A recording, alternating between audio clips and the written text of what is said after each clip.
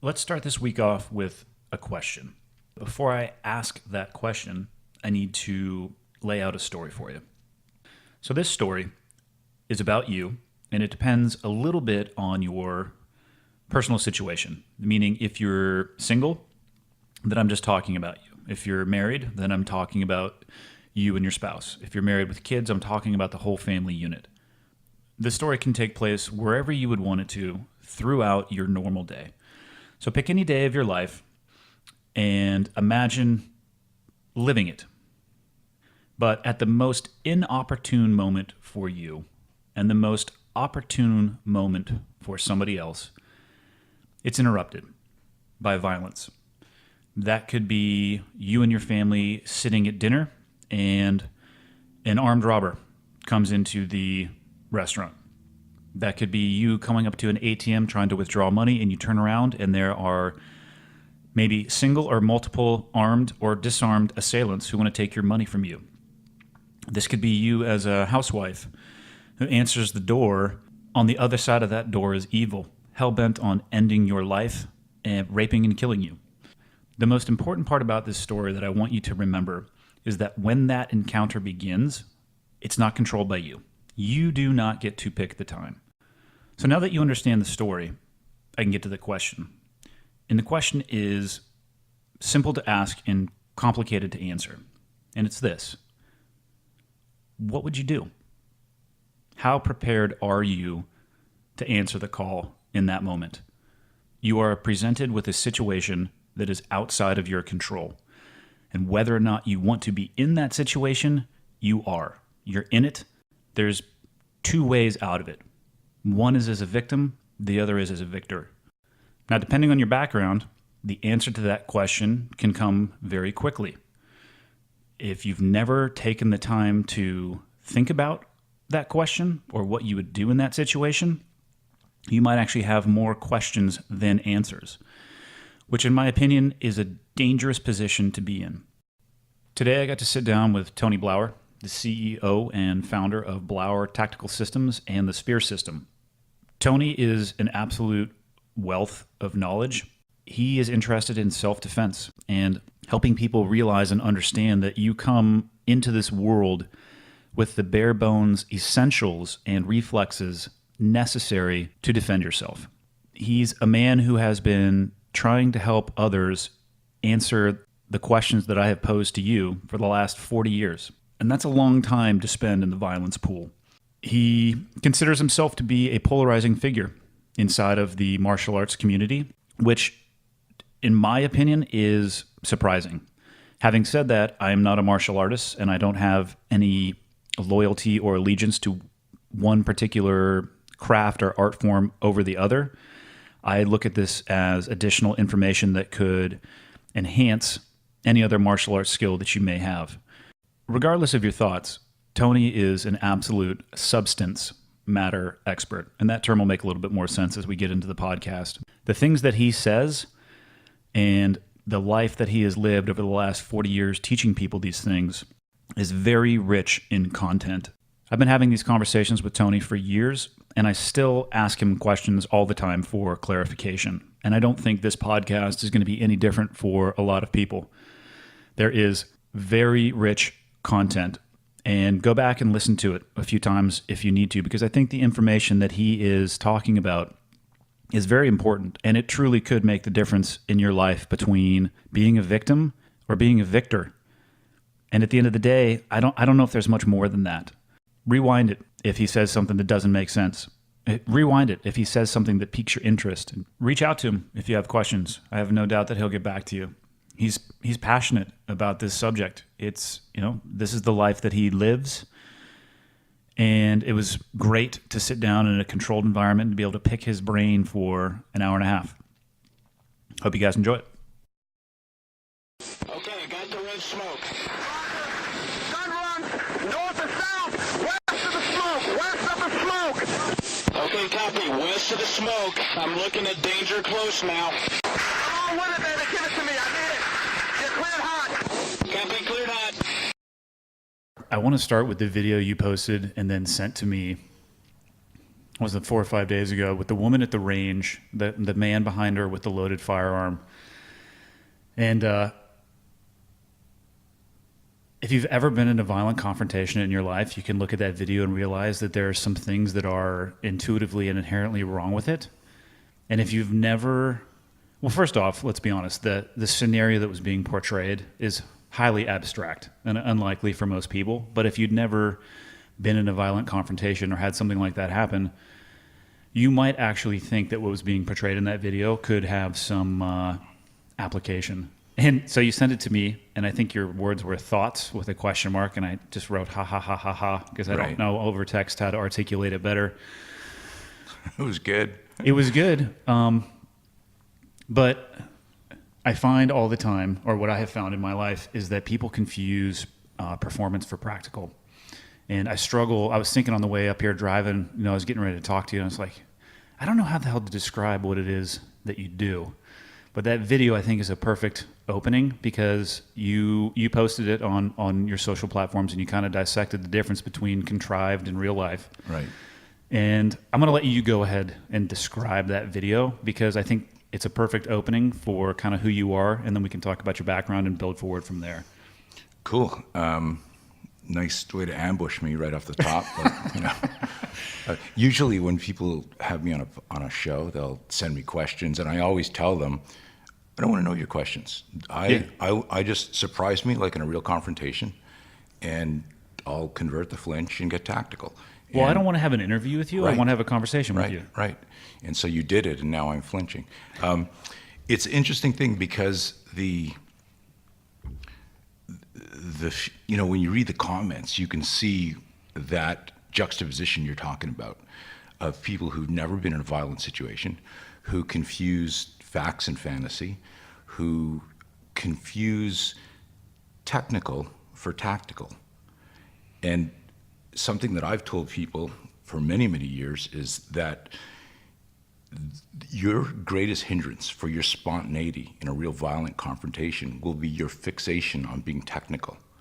The bad guy in a gunfight isn't thinking about his feet or his front sight or his grip. He's just shooting, and the weapon is truly an extension of his violent mind. I don't think bad guys, even in the U.S., but especially overseas, they're not. I don't think they've ever thought about their footwork. Right. They've never been taught about grip or anchoring the weapon or front sight focus or controlling your breathing. And even and I base this only. I've never been in a confrontation that involves weapons in the U.S., but I've seen plenty of it on the news. None of them are doing anything that you're ever taught in any type of tactical school that you go to shooting wise. Here's an interesting thing when I'm working with firearms instructors in our courses is to get in their head that bad guys are more accurate in gunfights than good guys who train. Statistically, if you look at like the average, hit ratio of a police officer who's qualified to train, it's super low. Where like 5 cops will shoot a bad guy 29 times and he lives, and a bad guy will shoot a cop and it'll hit the side of his panel and ricochet up and kill him through his armpit. And it comes back to this. It's a really fascinating discussion in our trainer development where we talk about let's just spend some time here talking about technical versus tactical, and the way your brain is wired. When we fixate and when we spend so much time for position and where should this go, we are micromanaging movement, and in Olympic lifting that's important. So you talk about like fitness metaphor. I go like a thruster is like a street fight, and a clean and jerk is an Olympic lifting movement, and they share certain kinetic chains and range of motion, but the violence of one and the sacrifice you'll make in form for speed and intensity, that's the scenario. The scenario is speed and intensity. Yeah. So, but coming back to that video, I mean, it's that. Which, by the way, is not a unique video by any stretch. A cursory search of the internet will net you scenario videos like that, left, right, and center. So I started last year in all my Facebook Lives and interviews like this, I'll talk about I had to create categories so that we could try to debate intelligently, because I mean the internet is still, I argue that the ability to protect yourself or family or a loved one or to be a courageous bystander is inarguably the single most important skill you could possess. And people go, well, I disagree with that. I go, well, like, you're just disagreeing because you want to hear yourself talk. If whatever success you have in your life, if right now I said, hey, you're at this station in life and everything's good, but guess what? This is happening tomorrow to you and your family. Or that horrific, heinous, violent encounter is not going to happen because you've got situational awareness. You've prepared. You're committed to safety, but you've got to give up all your material possessions. So the choice is, I keep my watch and my car and my house and my guitar collection and my stamp collection and my gun collection, but the most important person gets taken away from me. And I could have stopped that through some training and some awareness and stuff like that. Or I give up, and I tell people, like, if you think about that for a nano moment, if you're a sentient, normal person, you're like everything that I built. Nobody gave me this stuff, and I'd give it up in a second to make sure that my family was safe. Yeah, I'd have to agree. And again, from my own experience, I find there's a disconnect because almost everybody you encounter will never have to make a decision like that in their life. So it's hard for them to wrap their head around the change in mentality once you realize it's possible. I agree with that. And I think, so, I've been teaching real world self-defense for coming up on 40 years. 40 years, just one singular focus. I wasn't a ninja for 3 years, and I wasn't, into judo and then jiu-jitsu and then taekwondo. And these are all the categories that I talk about.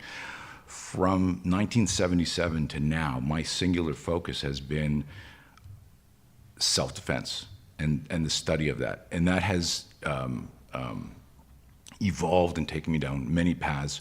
The biggest one and most important one is understanding self-coaching, how we talk to ourselves, understanding the difference between the biology of fear and the psychology of fear, and recognizing how nobody talks about that stuff, and that when I interviewed victims and victors of violence, I was intuitively, I didn't know it at the time, but over years and years of doing it, there was this thread that we would call flow or mindset or whatever the cool shit. And it was interesting. I saw this TED talk from 20 something years ago, and I don't know if the TED talk was this brain researcher, and I don't know, the TED talk might not have been 20 years ago. I don't know how long that's been around, but his research on this concept of how the brain works is 20 something years old, which was around when I started developing, really refining my approach to scenario training, which was completely different than, the big military, the big law enforcement, where I said, hey, we need to do these micro fights where you can incrementally make adjustments that impact your reticular cortex, your body's awareness system, and your conditioning, the stamina, endurance, and the proprioception of combat. And so I would say, like, okay, if the fight's going to happen as you come through the door, as you open your car, there's no reason to do like a 10-minute scenario before that and lead up to the ambush. Let's just work on the ambush, and that spawned the whole spear system of understanding startle, flinch, convert, and how do we take potential energy, and when it starts to get converted by the sudden violent aggression and becomes kinetic energy, how do we use physiology and physics to convert that? And so, split jerk is the most powerful explosive lift in Olympic lifting, right? So I'm no expert, but I'll go with you on that one, right. for Well, sure. I mean, you see people, that's the big lift. So regardless of somebody's size, you Yep. see these like 135 pound, athletes lifting, 400 pounds and doing crazy. It's mind-boggling. Right. Yep. That movement, that kinetic chain of core to extremity there is what the spear system is, like that explosive movement. And so it was in doing all these scenarios that I discovered that. It was like this serendipitous discovery. And you know, I'm off on one of my rare tangents, but I'm so passionate about, you're a human weapon system. How do I get into everybody's head? When I was 20, okay, I'm 57 now. When I was 20, I got asked, what do I want to do, by a venture capitalist. And I had no idea what a venture capitalist was in 1980. And I was training this guy in Montreal, very successful real estate guy. And he said, hey, you've got the X factor. I'm going to introduce you to a friend. I'm like, what's the X factor? And he smiles, and I go meet this guy, and he says, yeah, Rick Scott says you got the X factor. What do you want to do? And I said, I want to make the world safer. And he sits back in his recliner, and he's like, you want to make the world safer? And how are you going to do that? And I said, we as a community teach self-defense wrong. We teach self-defense as a complex motor skill. We teach self-defense as a martial art. And this circles back to the video that you talked about. Yeah. We say, hey, if he's got a gun, you're going to parry here because that'll set up this overhook and into this strike, and then you can do these four. These A, B, C, right. Connect the dot chains of movement. And we create drills to support what we're practicing. And I've always said, guess who controls the fight? The bad guy. You need to figure out how to win the fight by reading the body language of his movement. Yeah. Your background to me is fascinating. I mean, so I'm listening to you talk about 40 years. And the overarching topic that I wanted to talk to you about, I mean, in a single word, is violence. Mm-hmm. Because you've been a student of it for, like you said, for 40 years. So, I mean, I guess the only way to start is to go back and, I mean, I'm assuming you started in martial arts of some kind. I mean, where did the journey actually begin? So, like, give me not the 90-minute version of 40 years. Wow.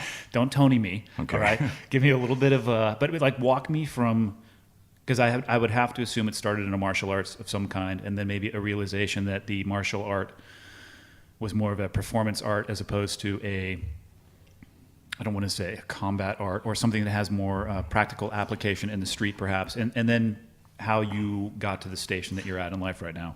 Sure. So first off, like, if you know why you're doing something, you'll derive great value from it. And so I tell people martial arts, and because it always, like, a lot of people love me or hate me, and most of the people that hate me have never met or trained with me or somebody that I actually, so they look They hate what you're saying, right? Yeah. Yeah. And so they go, well, like, when I posted that video, I said, like, if you Google the definition for self-defense, you will get almost universally something to the effect of the physical act of protecting yourself or your property. Sounds reasonable, except that's our culture. That's Merriam-Webster and Google and Wiki and all this. The problem with that is there's no D1 or D2, detect and avoid, defuse and de-escalate. There's no moral, ethical, or legal explanation or suggestion in that. It presupposes that you're already in the headlock. It presupposes that the gun is already out in your face because it says the physical act of, meaning shit already happened, and action's faster than reaction, and how are you supposed to, fight with physics and math?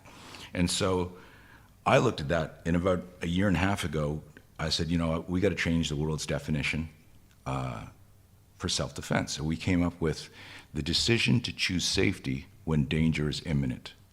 The decision to choose safety when danger is imminent. I like it.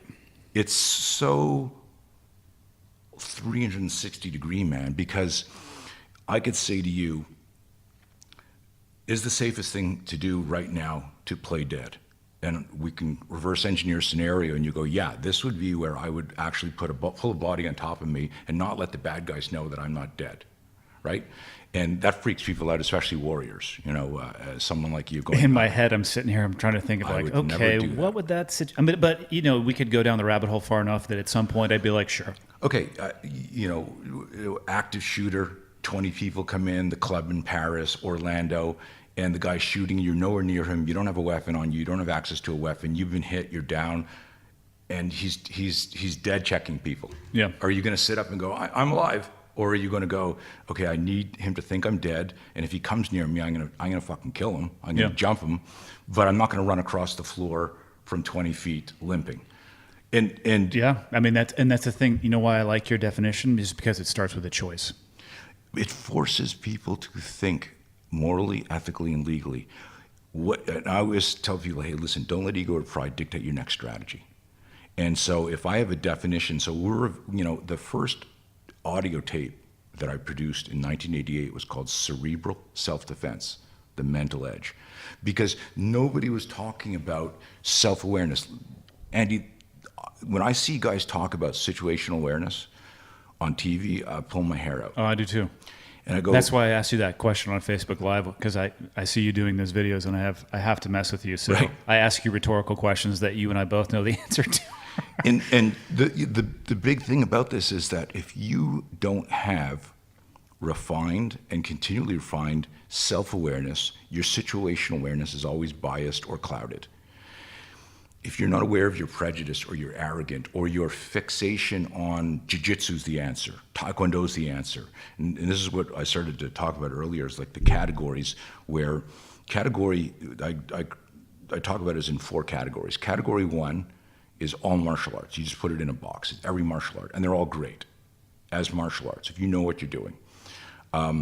If you're a stamp collector, you could have the world's first stamp, right? The Smithsonian's trying to buy it from you, and they've offered you 50 grand. If you take and I'm making up numbers, I know nothing about stamps, and if you take the world's most valuable stamp and you lick it and put it on an envelope and send it to your grandmother, the post office will return it to you with an insufficient postage stamp on top of it, ruining it. Yeah. Right? Because in contemporary world, that has no value in our scenario now. And that's why I tell everybody, everything we do, it's what's the scenario. So when I say choose safety, if danger is imminent, is the safest thing to do to run, to barricade, to charge the threat. Now what it's forcing is this analytical process. And what I've learned is this is one of the ways that I've helped professional warriors, first responders, athletes manage fear, is to focus on the skills and strategy, because that dilutes and dissipates some of the emotional connection, because it's that fixation. We have a definition in our course. We talk about the psychology of intimidation is when you're visualizing what your opponent is going to do to you instead of what you must do to your opponent. Yeah, you're giving them the control and the power. Yeah, and this story goes on. It's an unsolicited story in your mind, and that's where you break that fear cycle. And when we teach people, we have this map called cycle behavior, and it's like the neural circuitry of fear. And you look at it it's almost like 3-dimensional, where you visualize, oh shit, I'm in the fear loop here. This is my belief system. It's erroneous. It's doing that. And what it's projecting images in your head. And we ask people, and it says it's actually much more profound on a whiteboard, but I'll try to pull it off here, is I'll write on the whiteboard in big letters, courage. And I'll ask the group, don't overthink this, but what's the opposite of courage? And 1 or 2 or 3 people will always call out cowardice. And I go, when you think of somebody who's not courageous, they think, shit, I was a coward there, I was afraid. And it's connected to the whole fear. But the most extreme description of somebody who didn't do something because of fear is, you're a fucking coward. And I look at the group, and I turn around, so I'm blocking the word courage, and I write the letters D-I-S hyphen. And I go, the opposite of courage is when you discourage yourself.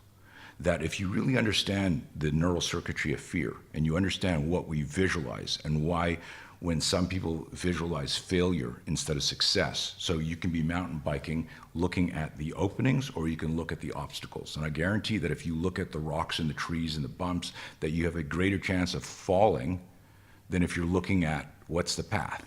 So it just, not even to interrupt, but like in skydiving, when people are coming in all the time, they hit things on landing. And you ask them what they were looking at, and they're like, well, I was trying to avoid that tree, but I was staring at it. Right. It's the same thing as driving. Don't look at what you want to avoid, look at where you want to go. Right, Yeah. exactly. And that simple expression is the navigation of self-defense, of situational awareness. And it comes back to, if I say choose safety, is where you want to go. Yeah. So is safety, I got to go through this person's body, Is that the safest direction? And the scenario, we tell people the scenario dictates everything. And it was a scenario that changed me from being a hardcore martial artist to a guy obsessed with cracking the code and hacking self-defense. And I was teaching you asked me how this all started. I realized after that I was born and grew with this element of fear that I didn't know where it originated. I would be 7 years old, and if I was walking out my door, I'd go, what if there's a bad guy on the other side of the door? I was always like imagining this stuff. Did you have a experience that stuck with you when you were super young that scared the crap out of you? You think that comes from, or you just naturally? I think being born. Perfect. Yeah. Back when I was born. Okay, so it was kind of just inherently who you were as a person growing up. It was weird. I was obsessed with any fighting on TV. Growing up in the '60s, I was transfixed by the TV. But I was always, and you still don't to this degree. Here we are in 2017. People still don't talk about their fears, right? If you look at why relationships fall apart, if you look at why maybe missions fall apart. I've done stuff where I'm working with a SWAT team, and I go, hey. Would you want your point guy to tell you about his personal problems before a mission? And they're like, fuck no. I go, well, what if he hasn't been sleeping for 2 days and found out his wife wants to leave him, his daughter's on drugs, and he's just not clear. I mean, and in the type A macho community, like they're not comfortable talking like, hey, let's hold hands and sing Kumbaya. It wasn't about that. It was like, hey, if I can look at you, and it's the same thing. It's the same thing with this, with the shit going on with my face, and anyone noticing my speech is a little slurred. My left side of my face is paralyzed, and I'm very self-conscious about it. But what I did is I forced myself to tell you about it, so that you could mock me and taunt me. But I wouldn't do that to your face. I would do that over the phone. Yeah. And over to my face. Was that a pun? That was very good. I wouldn't do that to half your face. But no, I agree with what you're saying. It's the guys should be worried about the secondary and tertiary side effects of the personal life of the person that you're working with.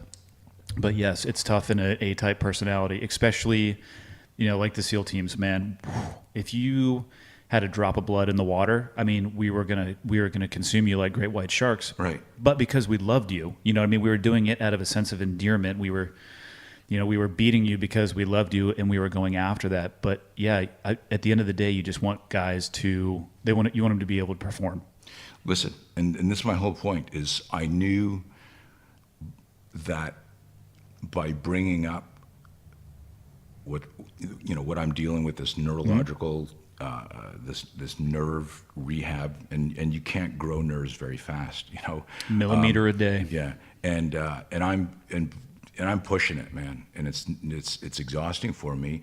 But I knew that you would either say, "Okay, let's not do it," or you'd say, "Don't be a pussy."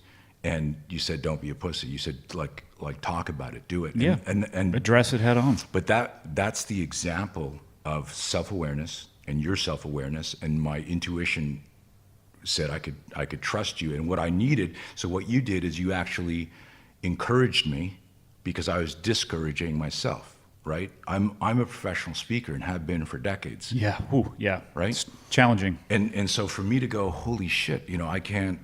After 30 minutes in a conversation, I'm exhausted, and I'm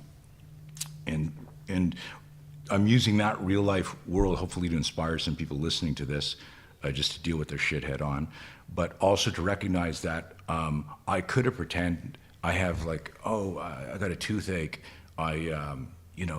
Let's do this in 2 weeks, or, and I'm saying that in the example of the type A's, of the SWAT, of the military, that we don't want people to whine and complain, but I tell people, and anybody who works for my company, I go, the most important thing to me is clear communication on time, real-time communication. And because I can't help you if you're hiding something, and then it gets worse. And I want to know why you didn't tell me on Monday, and Wednesday we've got a way bigger problem. And it's the same, understanding that clarity, and we were talking about situational awareness. There is no situational awareness if you don't have self-awareness. Yeah. And so the biggest thing is self-awareness, when you realize you're not prepared, or you realize you're standing on the X, you will get a fear spike. And if nobody's ever talked to you about the difference between the biology of fear and the psychology of fear, then that can create emotional inertia right there. And now you're there's a hesitation, and you know how dangerous and deadly hesitation can be in a real confrontation. I do, and I'm sure we'll get into that. But I also think that maybe a lot of people who will listen to this won't have a clear understanding of the difference between the biology and the psychology. So if you want, break it down a little bit. Yeah. So I do things is really interesting. What I do is I try not to get pedantic and create an obsequious relationship. That was a joke, right? Because most people I don't understand most of those words, but I'm assuming it's hilarious. And that was it. And it was hilarious. It was hilarious. And I said that on purpose because that's what people do, is they use big words and they try to make, and so what I do is I go, listen, I'm gonna teach you about like gun disarms. This is the little hole, don't be in front of the hole. Start the drill. And that's literally, and you should see like people who know all the Jackie Chan type gun disarms and all that. And when I put them in a grappling against a weapon situation, I go, look, this is the hole, don't be in front of the hole. This is like right straight out of Sesame Street. Don't be in front of that little hole. And it changes their performance instantaneously. Don't be in front of the hole. And so when people ask me, hey, what do you mean by the difference between the biology of fear and the psychology of fear? The biology of fear is what happens to you starting from a physiological level. It's an 80,000-year-old startle flinch reflex. It's kept us alive. You know, the cross extensor reflex does da, da, da, da, da, da. You're talking about like an increase in heart rate, though? Like all of that stuff. And you know, that got really big in the first responder community. And I go, listen, give me a real layperson example. An old friend of mine was a Thai boxing world champion Thai boxer. He won the UFC, Maurice Smith. I don't know if you know Maurice. No, almost nothing about Thai boxing. Big heavyweight, and he won a heavyweight UFC, badass dude. He would listen to like headsets like we're wearing to like rhythm and blues before a fight. Now I've been in the changing room before a boxing match, a kickboxing match, a UFC match, and everyone has a pre-fight ritual. There's some guys listening to death metal. There's guys punching themselves in the face, smacking their heads. Right? You've seen it all. Like in the we had our. Most guys have their pre-op ritual as well. Whether it's a lot of it has to do with music, and a lot of it too is systematic laying out and putting on your gear. You're packing your mind for the evolution that's getting ready to occur. Right, and so. The fighter has much less gear, right? Practically nude. He's got gloves and wraps and maybe a pair of shorts. So you would see their pre-fight ritual was more manifested in body language. The guy sitting there with the antsy leg, the leg going, da, da, da, da, da, da. The guy pacing the room. One guy, hitting his hand, smacking his face. And then there's Maurice Smith lying on a massage table, listening to rhythm blues. See, that's the guy I'd be more concerned with. But get this, and you're going to love this story. So I interview anybody. I've talked to pro fighters, rape victims, attempted murder victims, and I'm trying to get in their head because I know at the end of the day that there are more people who defend themselves through sheer will and indignation than there ever will be people who, technically pulled off this armbar or the spinning hook kick. In fact, there's no evidence of that being used in real violent encounters. And that's the thing that drives people crazy. I go, listen, it's not what we believe, it's what we see. And CCTV, body cam, helmet cam, smartphone, of all the violence you see in the world, when did you ever go, holy shit, look at that, hey, that was a pretty good leg sweep there. Like you don't see that. And so I go, well, if we just looked at what was going on, we could reverse engineer a self-defense system based on how people attack good Samaritans. And that's what I've done. You asked me, how do you explain what I've done? And it's so aloof because we've been, through osmosis, we watch a John Wick movie and a Bruce Lee movie, and we watch cartoons and Superman comics, and we've got this mental blueprint of what, the hero is going to do. And the evidence of that just doesn't support the fantasy. It doesn't support, so from the world that I came from with firearms, right? And you watch the reaction, and I address movies all the time. It's with like the biggest driver of misconceptions, especially from people in the military, they have questions about the military, and they're like, "Oh, is it like this movie?" That's probably the first question I get 90% of the time. So I'm always talking about movies, and it's I was watching an interview with a police officer. I forget where it was, but he was shot, and he was shot by a pistol round, and he just sat down and called for help. And it was like, I think it was a lower leg, probably I think it was either to the quad or to the calf, but he wasn't incapacitated. And he was asked why he sat down, and he said that that's what happened in movies. And Wow. because they're used to seeing in a movie a pistol round is fired and a guy goes flying backwards, does 3 backflips, Right. and he's dead on the side of the road. And a rifle round, I mean, they just people drop dead. And in my experience with firearms, that is exactly the opposite of what happens. I mean, I've seen people stitched up with lead driving forward to the point where you're like, you don't know what's going to stop the guy. It's the misconceptions that people have between reality and what's unfortunately constantly they're bombarded with, and that becomes their reality. Right. I mean, like I said again, so I see it in the gun world. I can only imagine in the fight world. Like, you probably are laughing your ass off or shaking your head when you're watching stuff like John Wick. It's, and it's funny because I'm a huge fan of any type of mastery. Yeah. So, if you play, like, someone asked me what type of music I listen to, and I said good. like what? If a song is good, I don't care if it's rap or classical. I'll go, I like this song. It's good. And you'd appreciate it for the mastery. Yeah. And so I enjoy the John Wick movies. I enjoy that violence. I enjoy the choreography. I enjoy going, like, I enjoyed when Bruce Willis in, was it Last Boy Scout? Where he goes, he asks the guy for a cigarette, and the guy punches him, and he says, "If you hit me again, I'm going to kill you." And you remember that scene? You ever see that? I'm struggling to remember that movie. I may not have actually watched it. Okay, but I mean, it's like total. He's the bad guy. You hate him. He's that villain, and Willis is like, captured and tortured, and says, "Hey man, could I have a cigarette?" And the guy goes, "Yeah." Puts a cigarette in his mouth. He goes, "Could I get a light?" And as he goes to light, and whack, hits him with a left hook. And Willis says, "You do that again, I'll kill you." And the guy's like, looks around like, "Really? Aren't you the captive?" And so he goes to punch him again, and Bruce, kills him. And you're in the audience going, "Yeah," And there's just a part of us that just fantasizes of you just want to be that guy or see that guy. Agreed. I think the danger is confusing what you're seeing for reality, though. Yeah, and so what I've done is I kind of reverse engineered I really believe it's not formal science, but a scientific approach and that was how I designed the high gear suit. I said, listen, violence doesn't care what style you practice.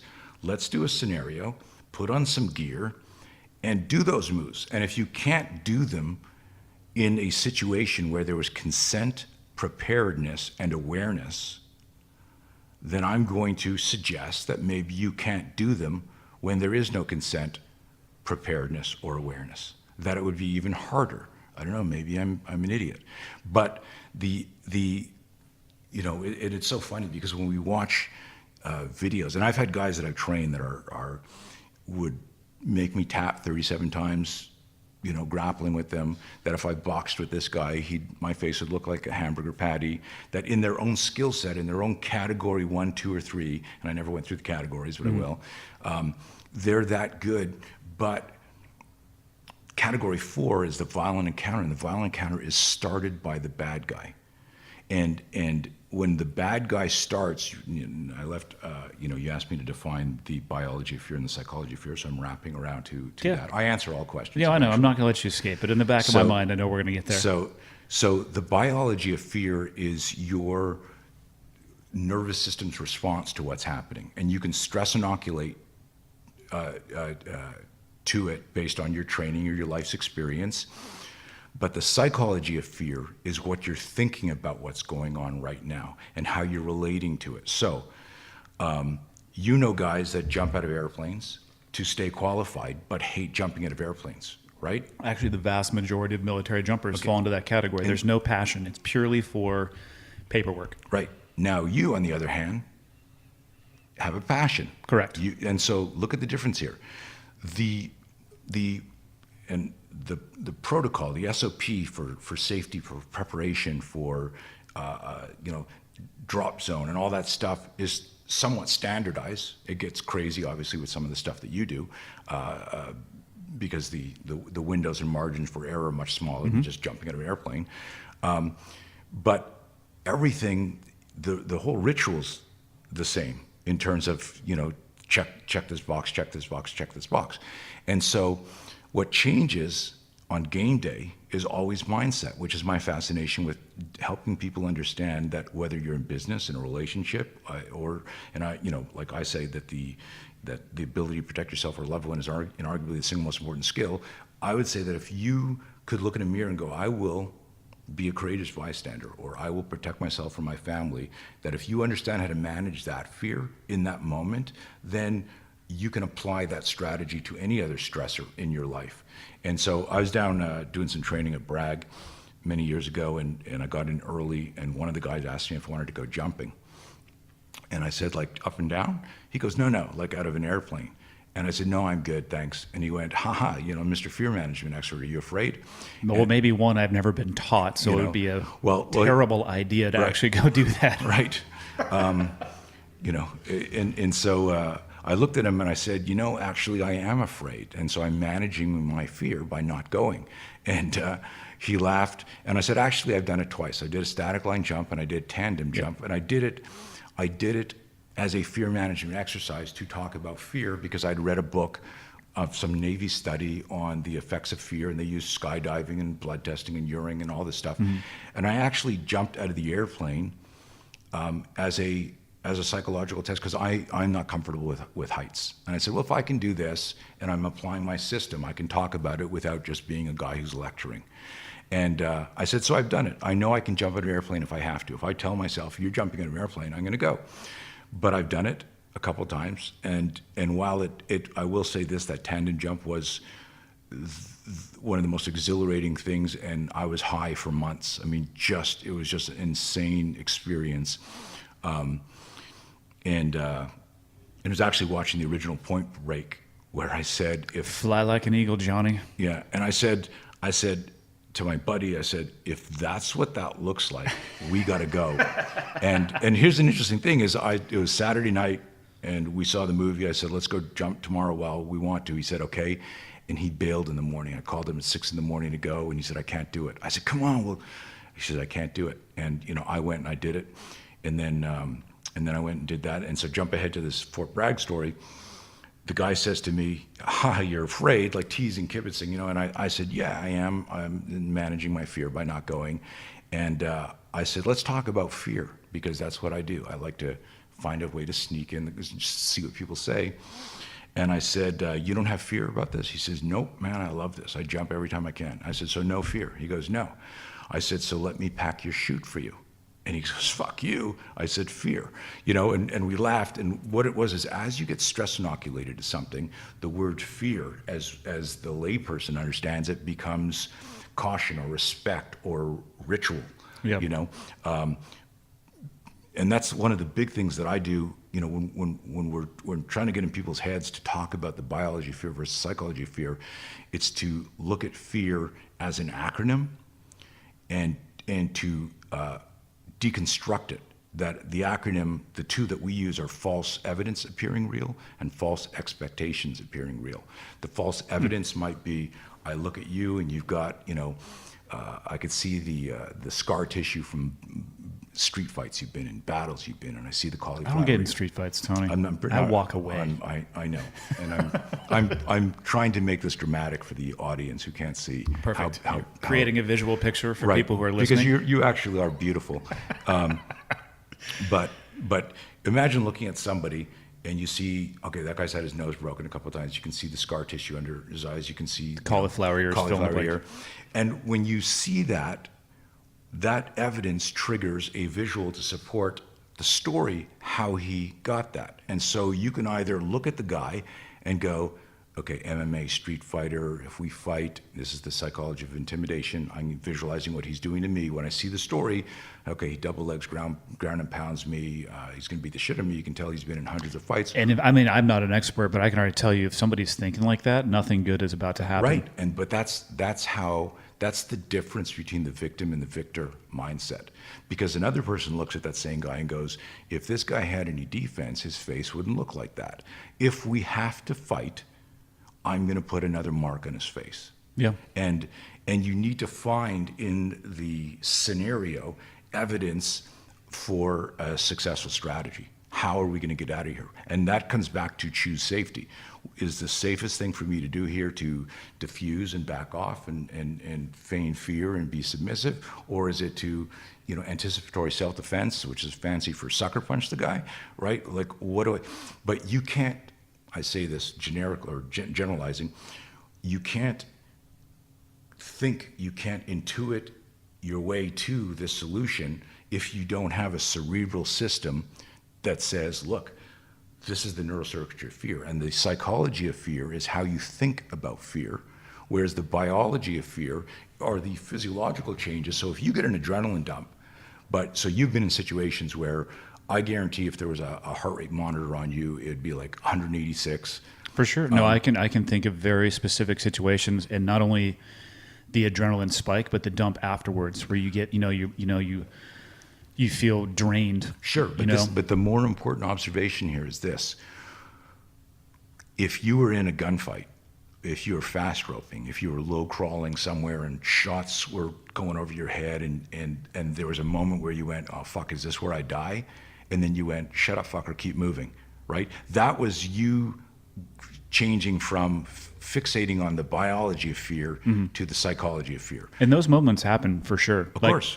You're talking about fear. I was super fortunate to be around some very brave and courageous people. Like, I've seen some things that I'll remember till the day that I die. But I've never met somebody who doesn't have to deal with fear. Again, people look at these misconceptions of the military, or especially the community that I came from, and they think it's a community of people who are just fearless, and it's absolutely not that. It's a matter of, since you've been talking, you've talked about like a lot of stuff, and I think back about the way that we used to train in the military, very systematic. So you had a system that if you got stuck worrying about the biology or the psychology or anywhere in there, you knew the next step that you needed to do, so you wouldn't get muddled down and stuck in place in that moment. Because I could give you story after story of time that I'm scared out of my mind in a combat situation, or I could give you story after story of when I'm jumping. I do love jumping, but I do have, especially when I base jump, I'm dealing with fear in a very real capacity, in a very real moment, with your toes on the edge, getting ready to jump off. And the moment that I don't feel that, or I don't have the respect for it, I'm going to back away from that activity. I actually think it's essential to not only have it present, but to be self-aware of it, and to be able to, I don't know why people don't want to talk about it. I could talk all day long about things that scare the crap out of me. I don't know why people, there's some stigma about talking with things that scare them. I really think, and it's interesting because you made me think of something that I force people to talk about when we're trying to, again, what we're trying to create is, the acronym SME. Subject matter expert. Right. Yeah. Well, a subject matter expert is somebody who's memorized someone else's material. It's really not that impressive, right? So everyone can be an SME. That's something for sure. Yeah, go through a course and get a certificate. You're an SME. So we have in our trainer course, one of the slides says SME, and we've got all these type A's, and they're like, yeah, SME, subject matter expert. And our next slide says substance matters expert.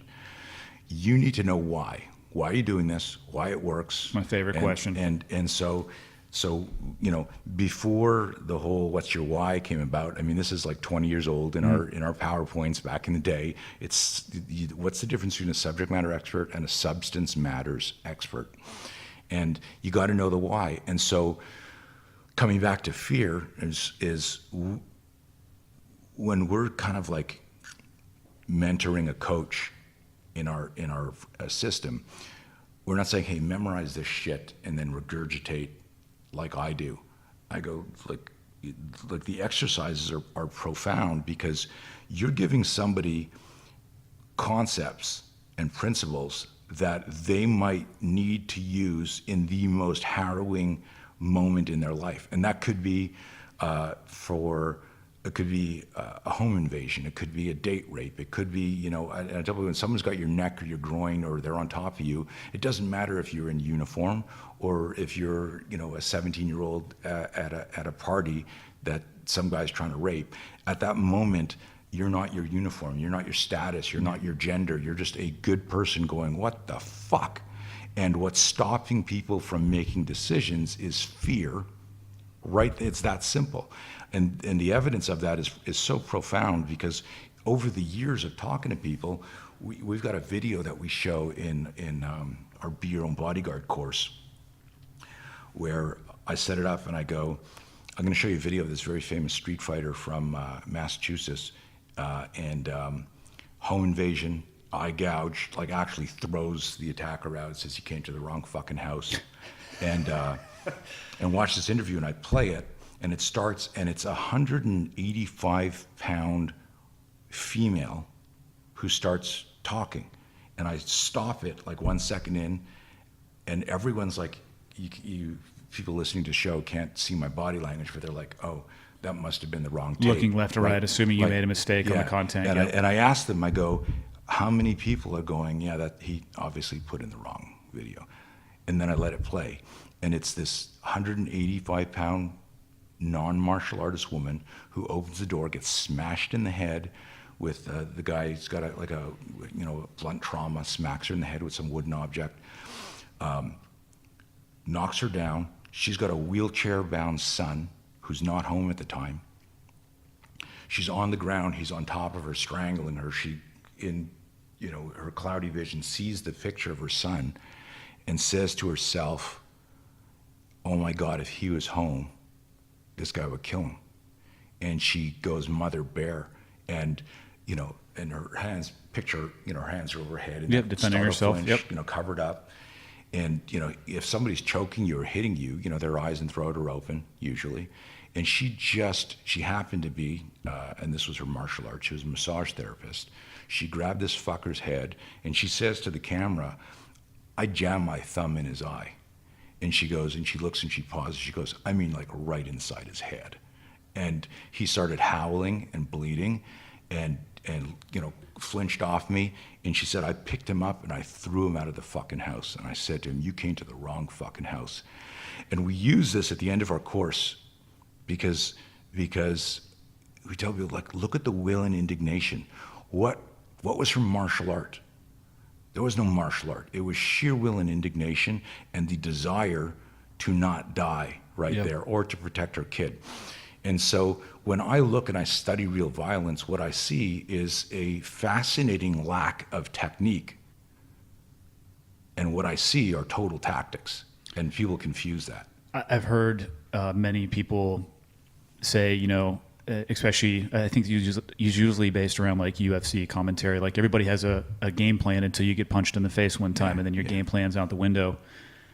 I mean, for one, I avoid street fights at all costs. I avoid violence in general at all costs. But every violent encounter that I've been in, it's kind of like you say, it doesn't really matter what I think is about to happen. You got to read the terrain and just react to it. Right. And I think there's one thing that I would add. You're saying that fear is holding people back. I also believe that people are being conditioned to abhor violence, and they're being pushed away from the concept that, it's just like, don't be violent. That's an offense. You know what I mean? Like there's all these different terms around violence. Whereas if I look at my own life, and I'm going to probably have to describe violence a little bit better, but I look at violence as a virtue. And I don't necessarily, and when I say that, people think of two people duking it out in the street, and that's the exact opposite of what I'm actually talking about. I think more it's a commitment to doing whatever it is that you have to do. In a gunfight, if you're on the receiving end of an ambush, your only chance of survival is violence of action, to overwhelm, because you got ambushed, not because of how tough you think you are, but because of an enemy who saw you and they saw an advantage that they had. They observed you and how you were, and they thought that they could manipulate that or take advantage of that. And your only opportunity to defend yourself is to commit yourself to whatever action is necessary to sometimes break through their lines. Like your proximity to the ambush is going to determine your level of response. But the key is, from day one, we teach people violence of action. Right. And to me, it's that accepting the commitment. That's when I think of violence. If pacifism, be a violent pacifist. Be so committed to who you are and what you want to be that you're violently promoting a pacifist life, or love, right? Love violently, like just drive headlong into being in love. And if it comes to having to protect yourself, like for me, there's 2 rules, and I give these rules to my kids when it comes to street fights. I'm like, 1, just walk away, avoid it. And 2, if you have to fight, win. Those are the only 2 rules. Right. But it's that, like, violence is everywhere. It's just accepting that violence and being able to do whatever you have to do and being committed to being able to drive forward that I think separates the victor from the victim. And so what do you think would stop if we were cavemen and we were being attacked by giant wolves, and 3 of us run and 1 of us is cowering? What is stopping that one person from running or fighting? And so I'm going to suggest that it's fear, emotional inertia. So you know what inertia is, right? Yep. And so I would agree with you. I think it would be fear as well. And so this is why someone says, "Hey, I want to spend an hour with you." So and it's fascinating because what's evolved over 40 years is now literally being able to Skype call with somebody on the other side of the world and just talk about fear to them, because people say, what they want to know, the secret move. Well, show me a move. And I go, and I remember getting asked years ago how important speed is, and I said speed is everything. And they were like, I go, but you think I'm talking about fast twitch muscle fiber, non-telegraphic motion. I'm talking about speed of recognizing you're in danger. Yeah. Speed of now managing your fear. Speed of choosing the optimum strategy. Because neuromuscular communication doesn't start until acceptance and go, that 3, 2, 1. And so if you'll understand that all hesitation is rooted in our inability to manage fear. So fear is either throttles everything we do, who you talk to, therefore who you marry, how much money you make, where you live, how much weight you lift, and whether or not you defend yourself, all throttled by fear. Or fear is looked at as a fuel, and it can supercharge. But that comes back to this differentiating between biology and psychology. And I often share this story, and indulge me. I grew up on skis. I grew up in Canada. You're either a skater or skier. And I grew up on skis, and I was considered, by the time I was like 13, one of the top skiers in Canada. People were talking about me representing Canada at the Olympics, and you're super talented, and and I'd be like, yeah. But anytime somebody talked about it, even now, just talk about that, now my heart started to race. I mean, that's the PTSD of that event, right? Yeah. And so I'm like, they would tell me that, but I didn't know who they were talking about. I didn't recognize that athlete that they saw. And I remember a big race. I was probably, 14 or 15. We're above the tree line. Wind is howling. My coach, is rubbing my knees to keep me warm. I've pissed 5 times. I want to projectile vomit. I'm so nervous. He says to me, "How do you feel, kid?" And I looked at him and went, "Great, coach." Right? And, and he says to me, "Yeah, remember, midpoint here, the gate there's a lot of ice building up, so take that wide." And, and this is like you going, "Hey, how'd you hit that tree?" You go, "I was trying to avoid the tree." You never motivate somebody through a negative. And You don't tell somebody, "Hey, don't strike." Whatever you do, don't fill in the blank. Yeah. You're golfing, don't hit in the water, don't strike out, don't let this guy hit you with his left. And you're like, now you've just created whatever that black box is. That's where part of our attention goes. And but here's the thing: is somebody can say that to you, but if you understand what I'm trying to put out, that you could say to me, "Don't think about the pink elephant in the room. See how I made you?" And everyone goes, "Ha ha ha." I go, "That's okay. But now that I know that I'm thinking of it, I know the neural circuitry of that, I can actually look at the pink elephant and also punch you in the face. Because I can now split it. I'm aware of what my brain is doing. I'm aware of where my attention needs to be. And so that is like when you said, hey, there were incidents, scenarios where your heart was, and you're going, oh, fuck. But you were still, your fine and complex motor skills are totally working. That contradicts survival learning research, where they say, hey, as your heart rate increases, your complex motor skills decrease. I always hated that. And when that came out in the 90s, I said, that's bullshit. If you want your complex motor skills to be dialed in at an elevated heart rate, then train them. Yeah, train to that level. Your heart rate elevated. And so we would do things. I had one guy who was training for MMA fight where I had him on a treadmill at 180 beats a minute, jumping off, doing complex motor skills. We actually turned that into a video called Combat Calisthenics, where I would do this, where we'd be sprinting with holsters and guns and mags on, and on random commands while we're sprinting, have to draw, and obviously you're not accurate. You're inside while you're on the treadmill, so you're almost like a tank in a turret. Yep. Training your body to do this coordination exercise while you're on a sprint. But the difference between that person who trains to that level and, since, to use police officers, which I wasn't a police officer, so I'm making a generalization, but the difference between the officer who trains to that standard and the officer who has never encountered that until he's in it for the first time in his life, the performance, there'll be the bell curve, and one guy's going to be on the peak of it and the other one is going to be in the valley. 100%. Yeah, I agree. And that we need to. And here's the thing: is like, I really believe after 40 years that I've hacked, in a positive way, the code on self-defense by telling people, hey, you are a human weapon system.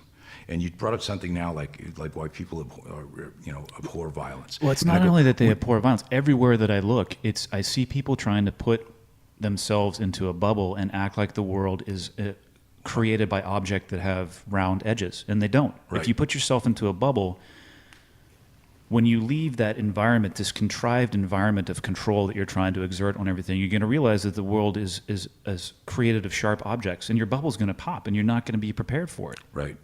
Well, one of the things, I forget did I write a blog about this? I don't remember, but I've talked about this domestication, that we've been domesticated. It's the difference between the wild dog that you go pet and it bites you and the domesticated dog. And humans have been domesticated not that long ago. Everybody, if we go back a few hundred years, everybody knew how to hunt and kill and skin an animal or whatever. Or they were dead. Right. And so violence, the behavior of violence was integrated in your survival practices. And I think on my website somewhere I talk about, hey, when walls went up and you got to move behind the walls and stand in line for food, and someone said, pay your taxes here, that's when it started getting weaned out of you. And the visual when I talk about this is I want people to understand that, if you and I went into town to sell our pelts because we went hunting and we left the wife and kids and some bandits came up on the property and she was out on the deck with a black powder rifle going, Andy and Tony are going to be back. Why does your wife sound like that, man? I'm still stuck that you and I are off going to the market to sell our pelts, but I'm with you. Right. Yeah. And so you see this in some Western and you go, oh, this is badass. She's either going to get raped and murdered or kill these guys.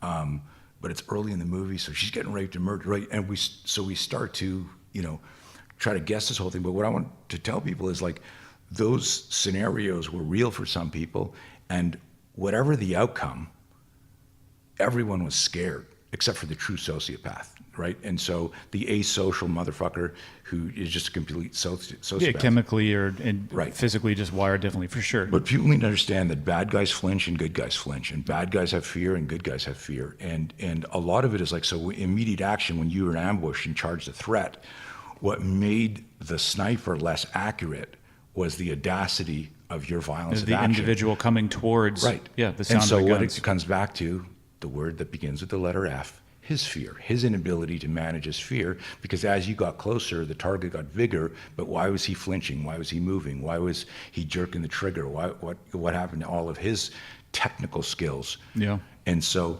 everything, and I've had a lot of intellectual conversations about this. People, yeah, but this, and it always comes back to, and I go, it's like peeling the onion. I go, yeah, but why wouldn't they do that? Well, because, their reticular cortex wasn't activated. Okay, but why wasn't that? Well, and it all comes down to amygdala, limbic system, reactive brain.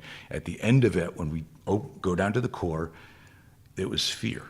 And so the single most important skill, I believe, we would change the world, Andy, if through this podcast, people went, I need to understand fear, because fear will either throttle me on my next date, my next job pitch, my next jump, my next lift. I ask, all the fitness buffs that I work with, I go, do you know before a lift that you're gonna miss it? And most of the time they do. Don't you grab the weight and go, this feels kind of heavy, or I should have warmed up more. That's your intuition, your instinct saying, back away, lower the weight, warm up more. Did you know this? Every victim of violence, that's 100%, every victim of violence that I've either studied through reading or talked to live, every single one of them said, I had a bad feeling before the attack. I can believe that, actually, because I've experienced a little bit in my own life. There are ways that I have no vocabulary to articulate. Just the spidey senses, or your whatever you want to call it. Your radar is up. It's something feels off. Here is the big thing. So we talk about choose safety. So I make the joke, hashtag choose safety, because everything's got to be a fucking hashtag. Mm-hmm. Well, it won't trend unless it has a hashtag. Right, From my very limited understanding. Even on a podcast, you have to say, because it's auditory, audio is, it's hashtag choose safety. So if I said to you, just remember this. Here's 3 rules for your listeners and for you. You don't need this because you do it intuitively, but these are the rules. Pass it on to your kids. Number 1, we have a GPS, a survival GPS. The GPS says, I don't feel good. This tastes bad. You ever had someone taste something and go, this is bad, and then they want you to taste it to confirm it? Yeah. And you're like, no, I don't. Your face told me everything. It's fine. The milk is bad. I get it, right? I think the fish doesn't taste weird. Well, stop eating it. Choose safety. Food poisoning, right? There's no downside to choosing safety. So the rules are, number 1, trust your GPS. Your GPS says, hey, you're going the wrong way, right? And so if you get a bad feeling about a business deal, about a person, about a survival situation, listen to it. You just stop. And I go, if you choose safety, then you will change your route. And if you can circle around and do a little bit of research, take a little bit look, and if you find out that some false evidence triggered some paranoia and everything is cool, guess what? You're still safe. Mm-hmm. But if you ignore the instinct and the intuition because you don't have self-awareness, then you walk right into the ambush, whatever the ambush is. Bad business deal, bad relationship, or in the worst case scenario, an actual ambush. A violent ambush. An actual ambush of violence. So we tell people, number 1, trust your GPS. Number 2, manage your fear at that moment, right? Manage that fear. And then number 3, just choose safety. And you come back to what you said is like the world right now is so domesticated and so conditioned to I was on an interview with oh my God, his name just slipped my oh God, I'll come back to that. But the guy, after listening to me, said, you're telling people to stop outsourcing. Jack Donovan, he said, you're telling people to stop outsourcing their safety. And I'm like, I love that term. You can't outsource safety. Think about this. That's a great description. Isn't that cool? Yeah. So listen to this, and let me tie this to this. If your situational awareness is compromised, can you convert the flinch and take tactical action? I would say it's greatly reduced because you don't actually know what's going on. Right. You're super late. That's the only way. So if you have no awareness of an attack, you're going to get hit. In as far as an algorithm might go, mm-hmm. Right? You need to have situational awareness. So if you're on your phone, because everyone's on their phone, and you're texting, and you look up and you realize, oh shit, I'm being triangulated by 3 bad guys. I know this is happening now.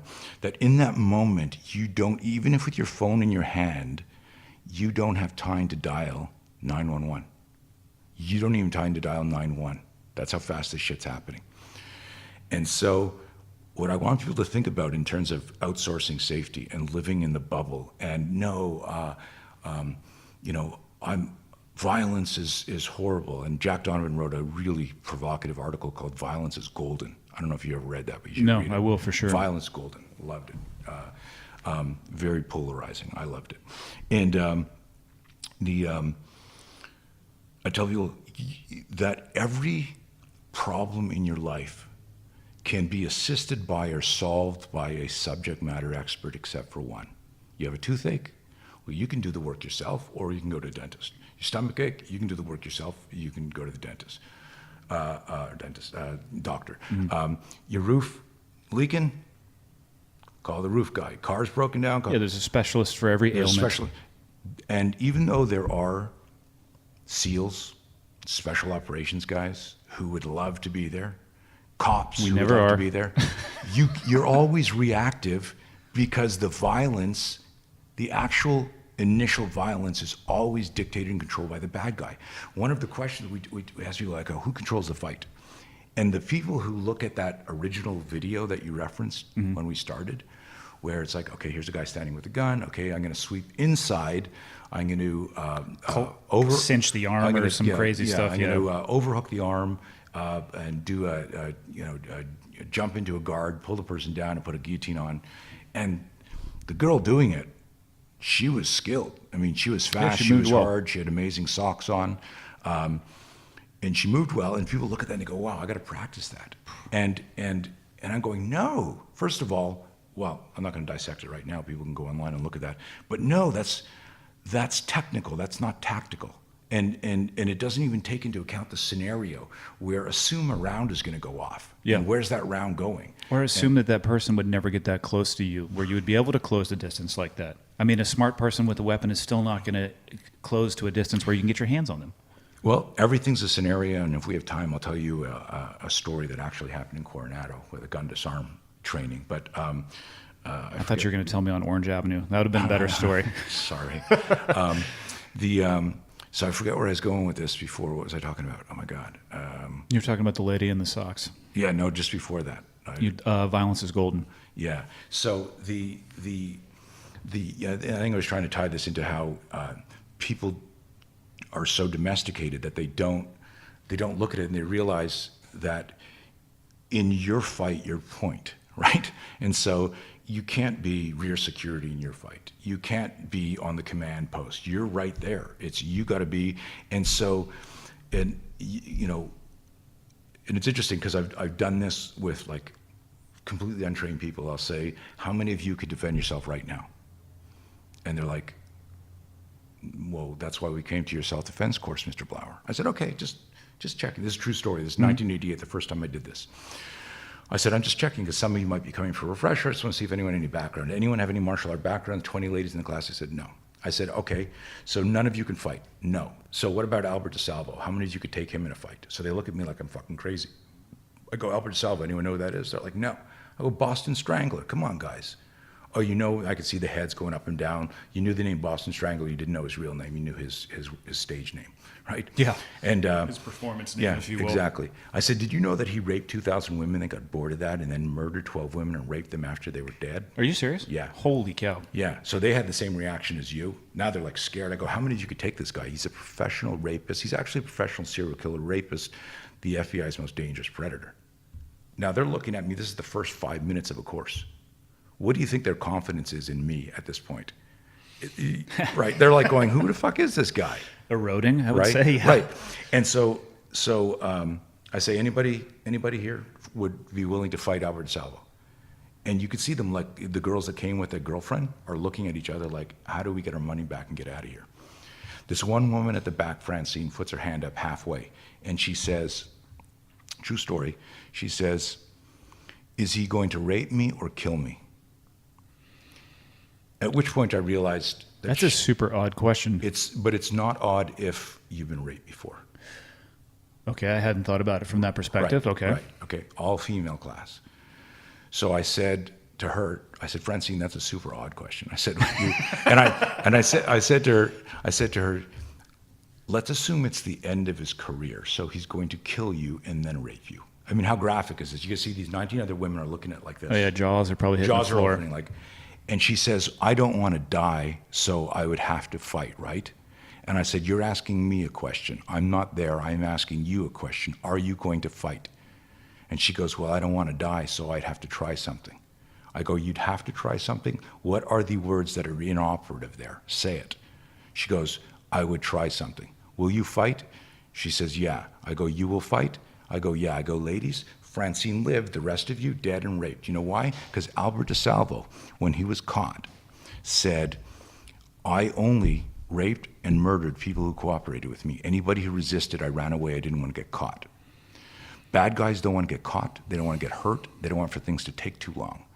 And so get this. I don't understand. So when you tell me this story, man, it grates against everything I am as a human being, because it's like to me, fighting is like. Yeah, get this.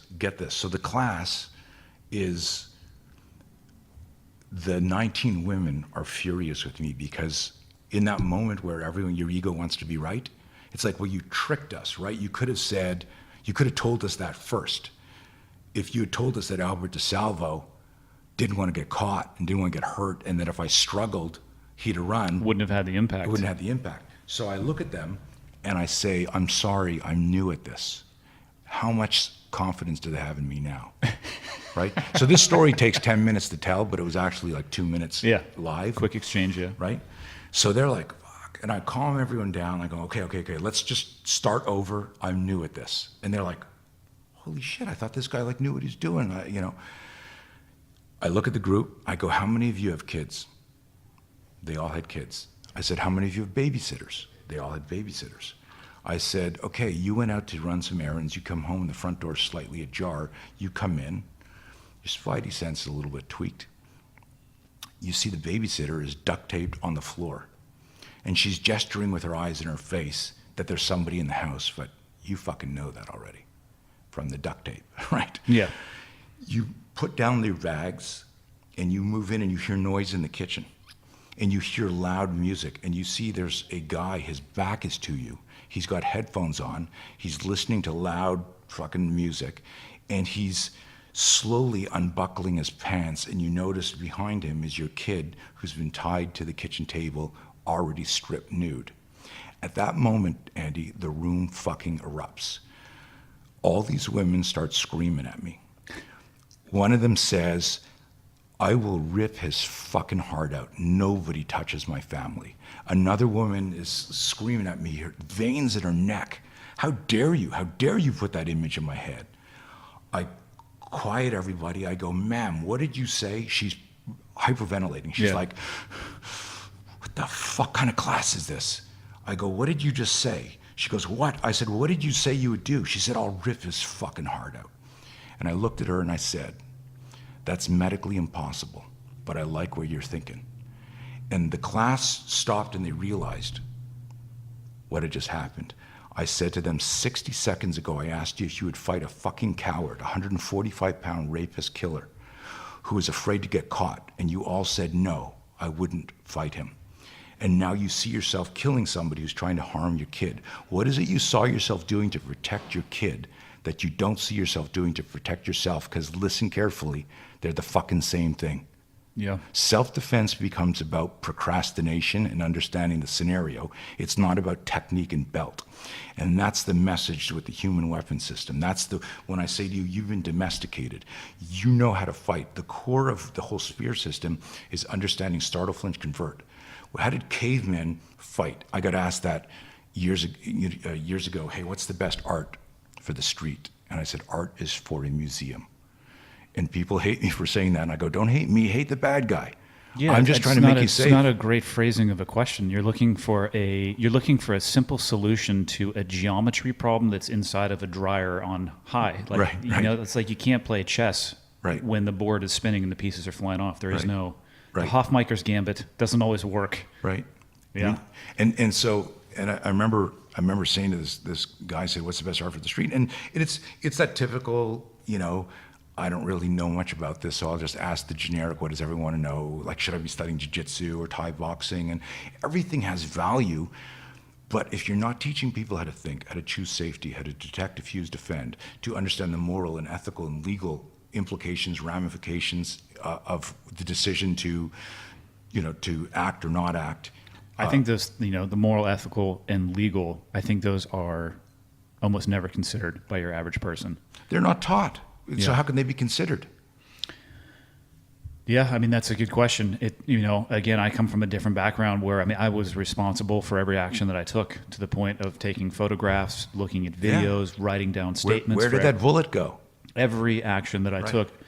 And there's aspects of moral and ethical, and there's, we get briefed on the ROEs every deployment. Like, you are responsible.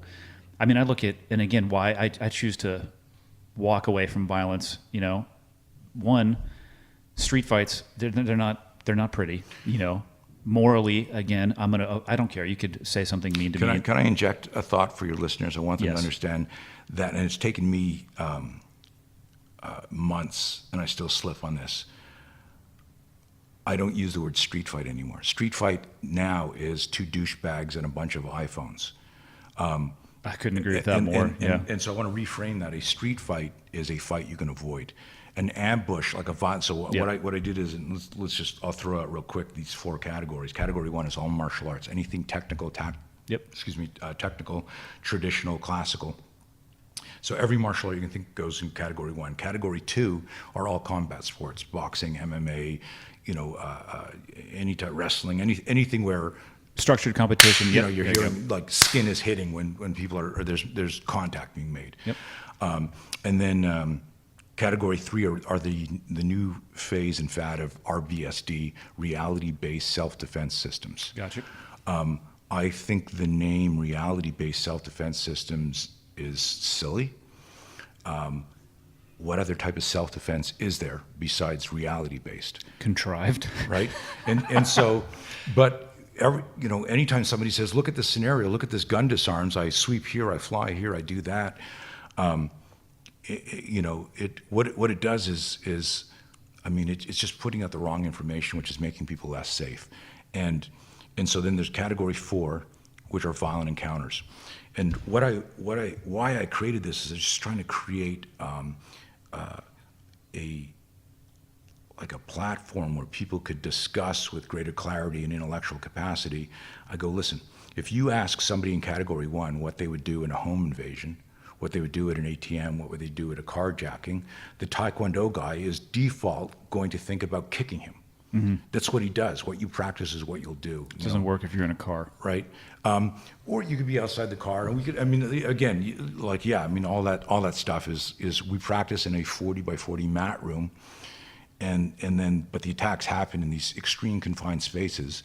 I remember way before 9/11 doing some work with the air marshals, and their training area for their empty hand stuff was a mat room. Their shooting practice was done in a scaled mock-up airplane, and I said to them, why are you doing your empty hand stuff in a mat room instead of in the airplane? And it was like, well, nobody knew, right? It was just part of that generationally passed on. We grapple here, we strike here. Because 9/11 hadn't happened, right? And the scenario hadn't presented itself. But it's still the same way. I said to them, what is the distance between 2 seats on the average airplane? They said 23 inches. I said, then put duct tape down in rows of 23 inches, make sure all of your movement happens in that. If you're worried about, screwing up a knee or falling, and you're practicing stuff, but at least be aware that these are the limitations. A cop does a vehicle stop with somebody, and his arena is maybe 8 or 10 or 12 inches between the driver's door, if he made the mistake of a driver's door approach, and a highway. You can't dance around. And so people are practicing in these like 60 by 60 mat rooms at training centers, and they don't understand confined spaces and linear movement. And all that practice, from my own personal experience, falls apart when you're presented with that confined space and all these things that you have conditioned yourself to do. Oh yeah. Unless you practice them by reverse engineering and just saying. And so the categories, coming back to the categories, said, hey, the violent encounter is controlled by the bad guy. Bad guy controls the level of violence, the location, and the duration of the fight. You need to figure out how to solve that problem. So if you ask anybody in category 1, what would you do here? they're going to select in the same way. Now think about this. Let's change this and let's pretend the categories are foods. So we say the umbrella is food. Category 1 is Oriental. Category 2 is Italian. You get the point. And now category 4 is, customer hungry. And he goes to category 1. Hey, I'm starving. The guy's going to give him Korean barbecue because he's the Taekwondo guy, right? So everybody, and this is the unconscious bias that I talk about. It's not a good or bad thing unless what you're practicing became a problem for you in the fight because you were thinking technically instead of tactically. Like you said, if all I've done is Taekwondo and somebody jumps in my car at gunpoint and says drive, and they're not concealing their identity and they're moving me to a secondary crime scene, and all I can think about is side kick to the head or back fist, I got a problem. Yeah. And so what I've confused is my categories training for the ability that it will transfer logically to a category 4 solution. And just the evidence isn't there. I don't know if that sounds, No, it makes sense to me. I never studied martial arts at all, but to me, I see value there because of the one thing that should overlay from category 1 to category 4 is the acceptance of violence and being comfortable with emotionally engaging in that. Sadly, it doesn't. Really? Yeah, because some places don't do any contact and things are so cooperative. So if everybody sparred, well, here's the thing is you said earlier, it was really interesting. You said deadly pacifist. Yeah, you should be a violent pacifist. Violent pacifist. And so this is a true story. Back in the late 80s, early 90s, I had this guy sign up, and he signed up for 3 months. His name was Al. Signs up for 3 months, and he's training like 6 days a week, every open class. He's a university student, and he worked at this restaurant that I frequented, and we started talking about what I did, and he came in. He was like a prodigy, man. He learned so fast that I said, this kid keeps going, man. He's going to work for me. Holy shit. Picked up everything. And so his 3 months ends, and he stops coming in. And as I see him, I go to the restaurant. I go, dude, what happened? He says, yeah, your membership's up, but I figured, you trained every single class you could. And we're good at it. And got really good at it, really fast. And he said, yeah, I always had this thing, could I fight if I had to? And I proved that to myself. I said, so he said, so I'm good, I'm done. And I said, what? I said, no, you can't stop. I said, if it's financial, man, we'll figure out some barter, you'll help out. But I see big things for you. He goes, no. I just wanted to know if somebody ever put their hands on me, could I throw a punch? Could I take them down? Could I ground fight? Could I, my name on my place was the Eclectic Martial Arts Center. We did everything, knife, gun, stick, everything, And I'm like, no, you can't stop after 3 months. And he looks at me, and we're in the restaurant, and he leans forward and lowers his voice. He goes, look, man, we don't know each other very well, but I'm a pacifist. True story. I mean, when you said that, I couldn't believe it. I wanted to tell you the story. I go, what do you mean you're a pacifist, dude? You were beating the shit out of people for 3 months. I mean, he sparred every class. Yeah.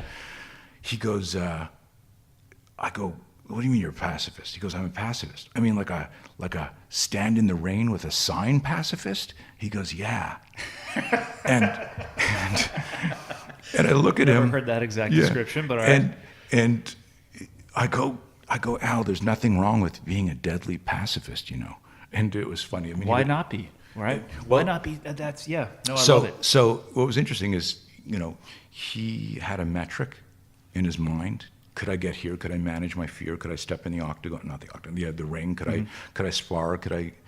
And he just wanted to know, and he wanted to learn a little bit of stuff, and that was his measurement. Checking the box, done, moved on. It was kind of crazy, but it was when you said that, it triggered that memory. Yeah, I triggered you. You triggered me. Yeah. Hashtag. So I got one for you, and then I won't take up too much more of your time. And this is just based off of kind of just what I see around me.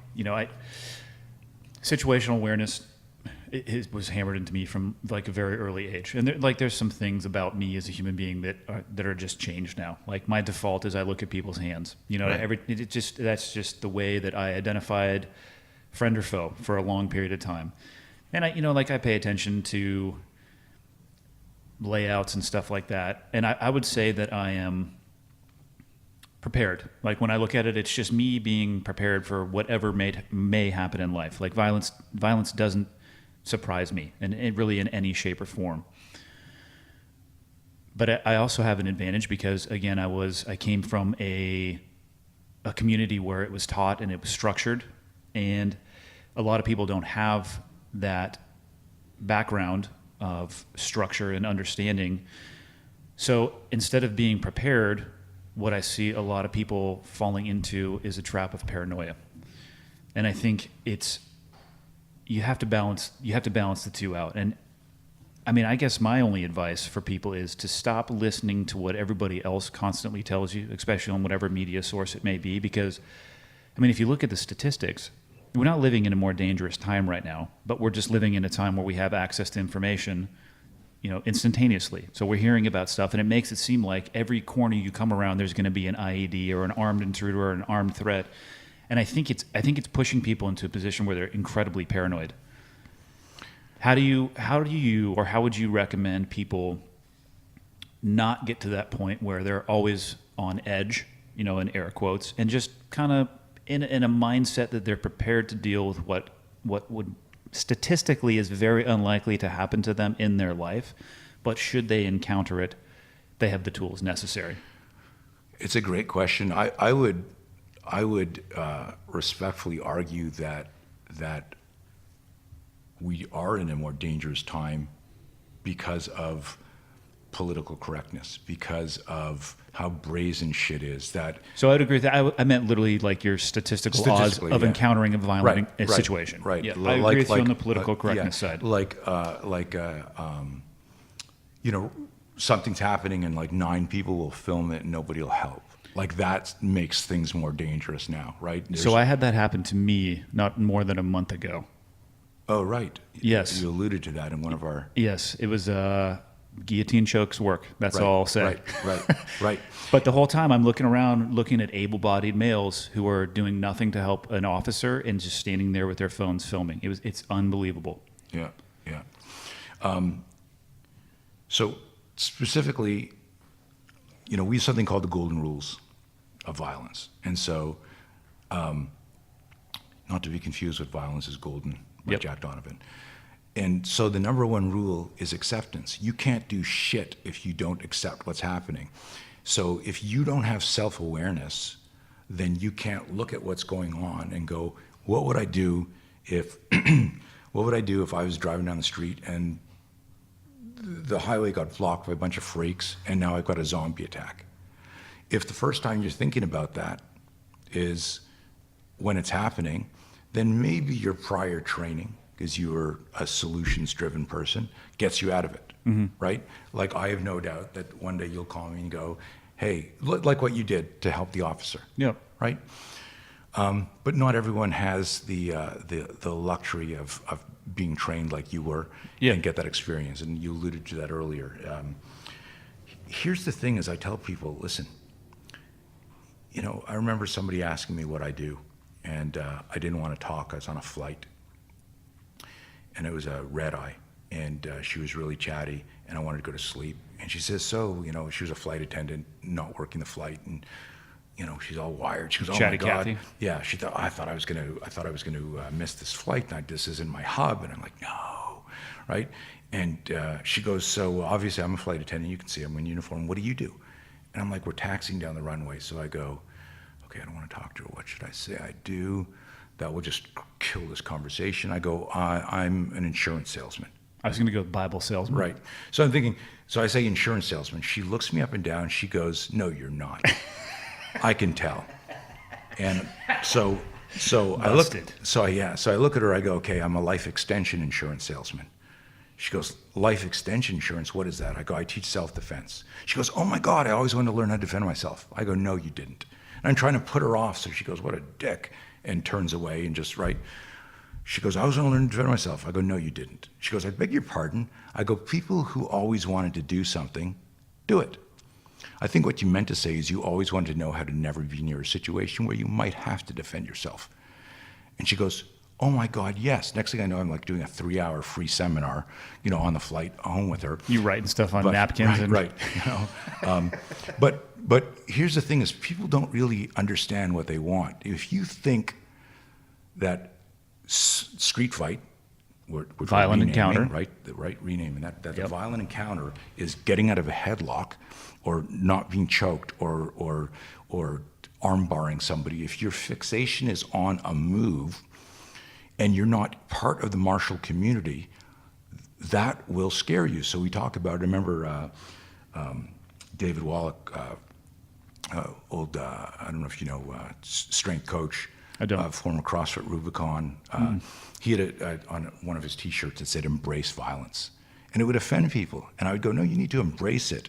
In the same way, like.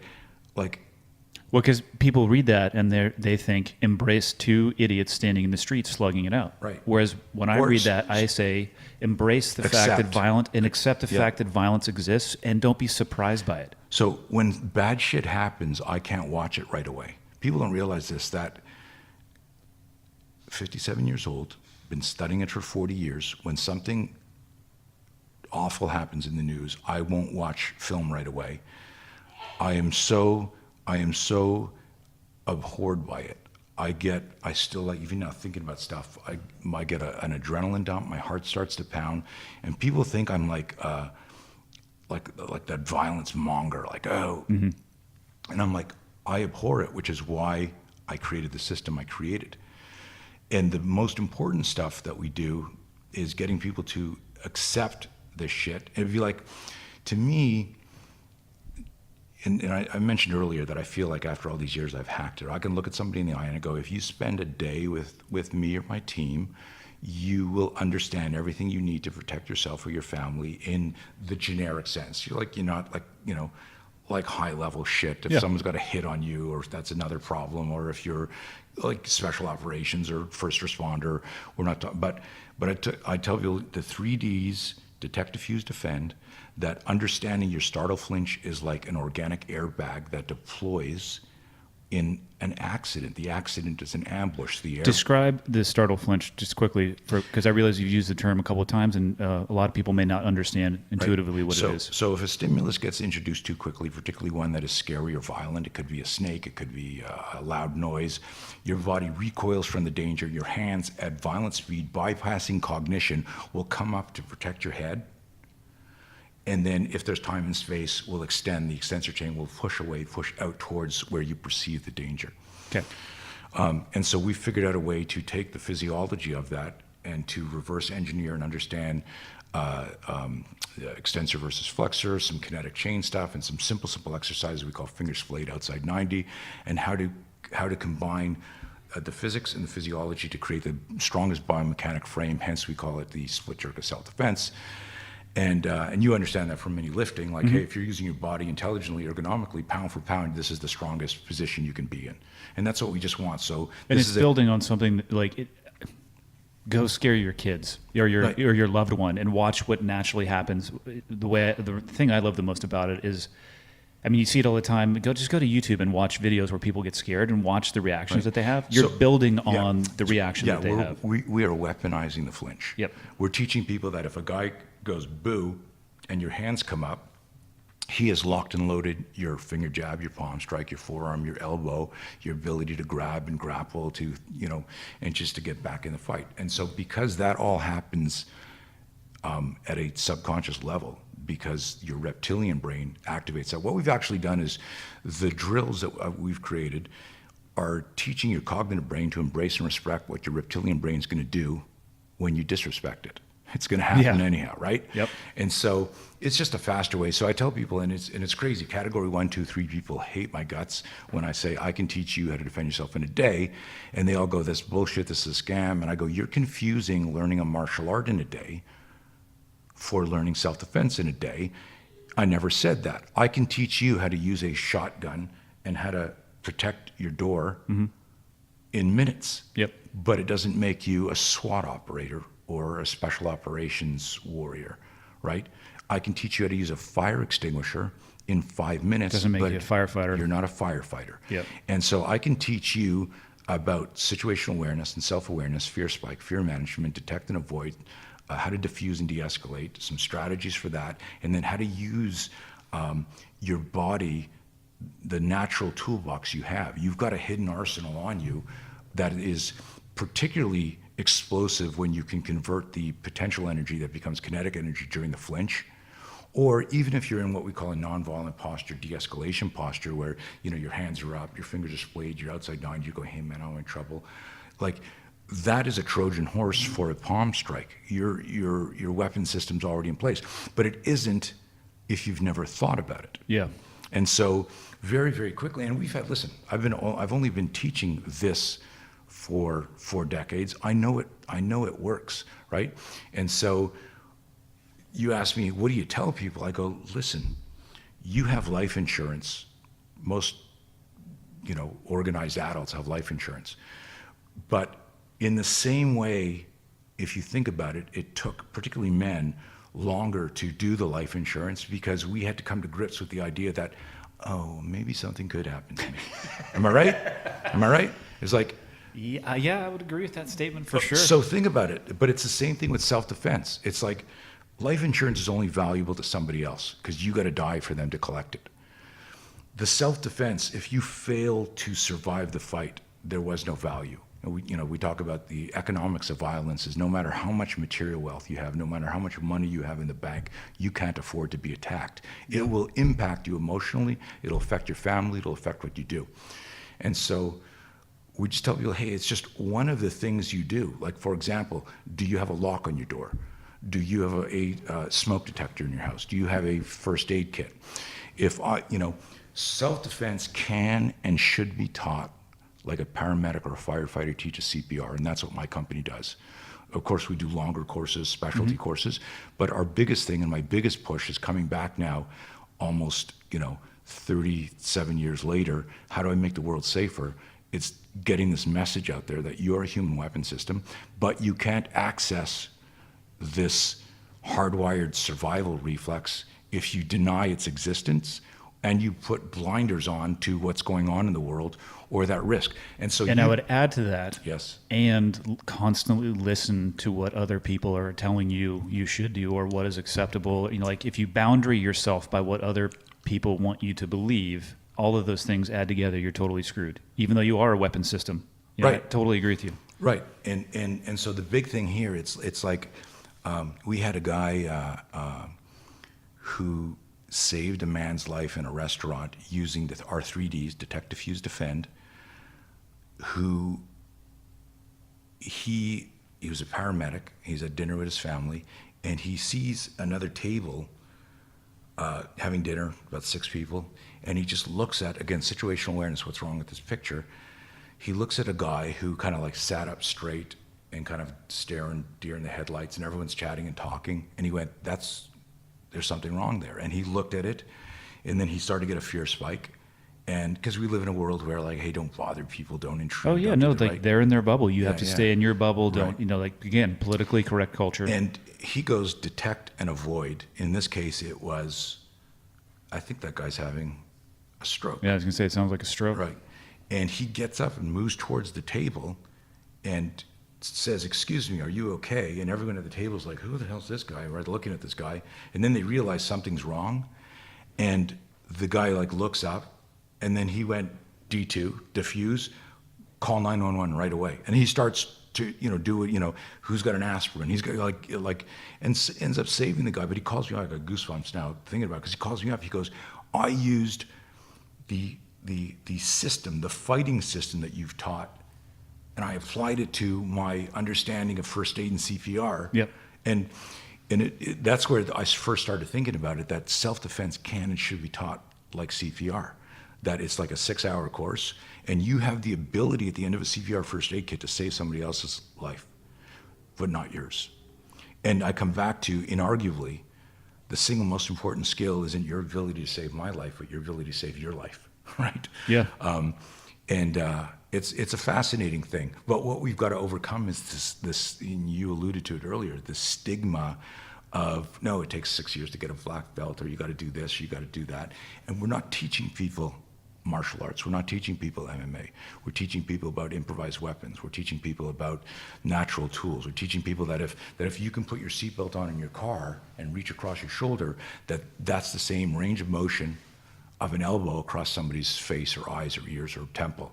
Yeah. And that you've done more reps of that elbow motion than most martial arts have ever done of an elbow. In all your years of driving, you just never realize, oh shit, I've got this hidden arsenal inside of me. But what will stop you if somebody's choking you, right? And they're choking you and you're up, your back's against the wall, Andy, and they're choking you, and all of a sudden I scream at you, Andy, put on your fucking seatbelt, right? And Yeah. I trigger that visual. What would stop you from ripping an elbow across this fucker's face? Nothing. Not you, but Yeah. what would stop?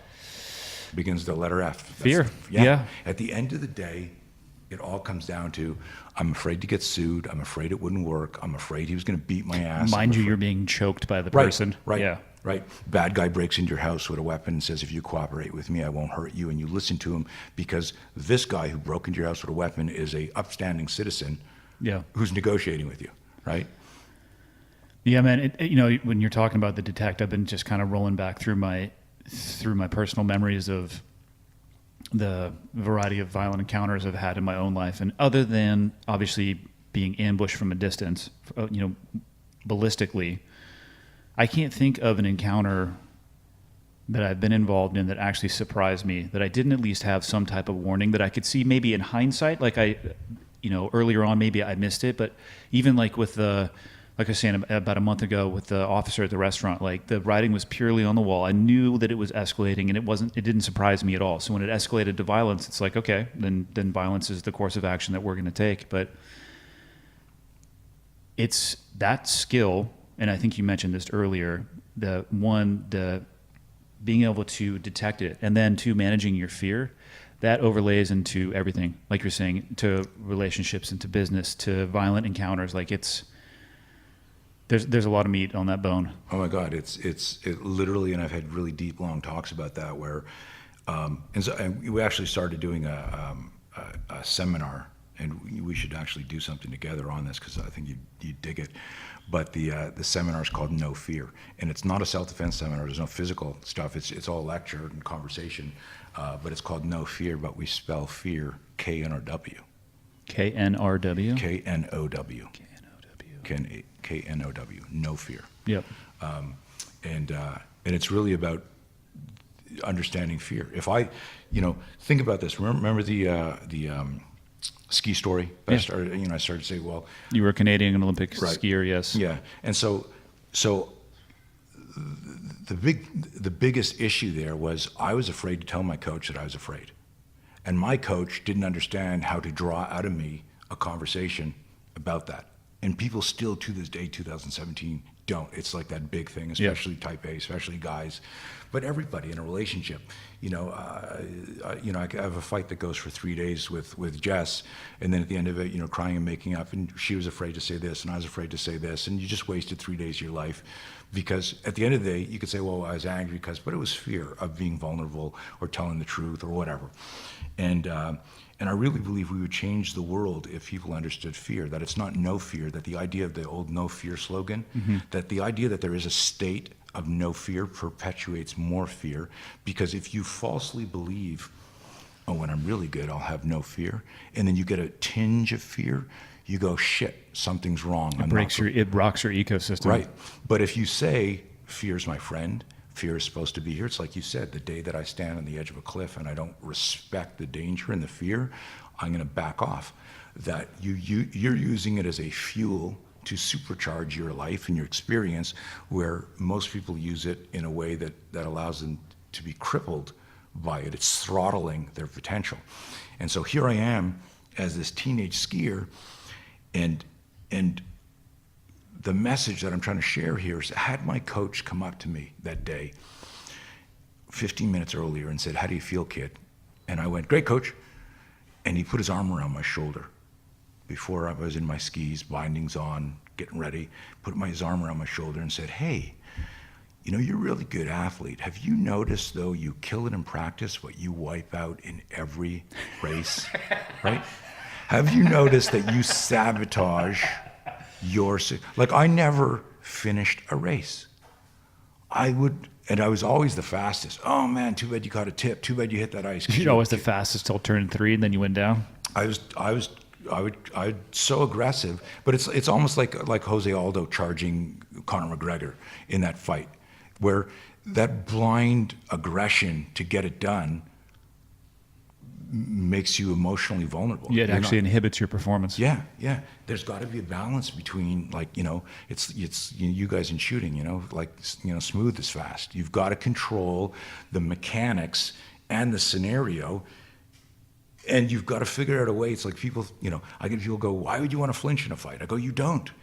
But if you do and you've never thought about it, your recovery from it is longer. Yep. And in an ambush, there will always be a flinch. That's physiology. You can't not flinch.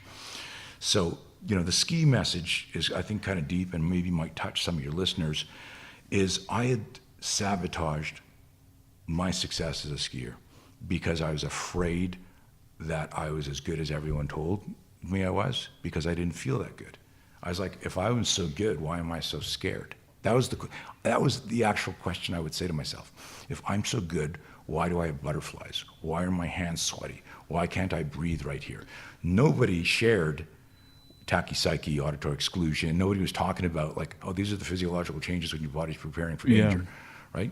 And and it's funny, and it's a huge part of what we teach, but nobody gets there. You asked, the big question, was, what do we tell people? Where do they go? You won't get life insurance or take a CPR course or get insurance for your house or buy a dog or tell someone you love them or do this for your kids or your business if you're scared. You've got to accept that these are the strategies and these are the risks, and you're going to threat discriminate, and then you're going to choose the optimum strategy, and there's going to be a lot of shit outside your comfort zone that's going to scare you. And then what you do is you talk to somebody like you or me or some other SME who hopefully isn't just a subject matter expert, but actually has substance to it. They've done their research. Like, I love people, they'll of course, the internet is a wonderful wild west of comments, but people who go, you're full of shit, Blauer, and I look at the person's profile and I'm like, dude, I've been teaching longer than you've been alive on the planet. Please give me a break. At least do some research on who I work with and what I do before you say I can't teach somebody in a day. Check yourself and make sure you're not projecting your limitations on me, because I can fucking do it. I tell you what, I couldn't say any better than that. So let's end it there for session 1. I have a feeling we'll be back for many rounds. There you go. Finished another one. Episode 4 is in the books. Same thing as every other podcast, guys. If you like the podcast, do me a favor, tell somebody about it, write a review, help me spread the word. I appreciate all the feedback you guys have been giving me on social media, through email, any way